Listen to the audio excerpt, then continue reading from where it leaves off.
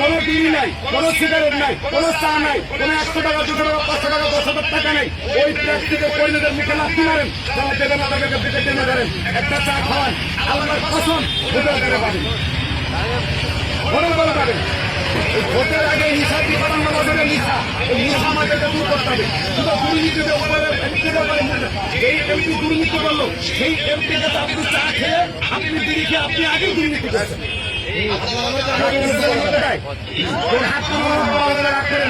আমরা সবাই পরিবর্তন হই, আমরা সবাই পরিবর্তন হই। যদি সবাই আমরা পরিবর্তন হই, ইনশাআল্লাহ এই দেশটা পরিবর্তন হবে। দেশের জন্য, মানবতার জন্য, ইসলামের জন্য আমরা একবার ফিরে আসি।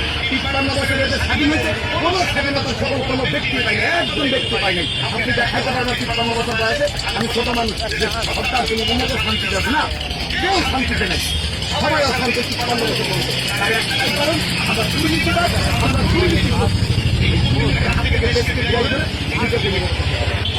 আল্লাহ রাব্বুল আলামিন সবাইকে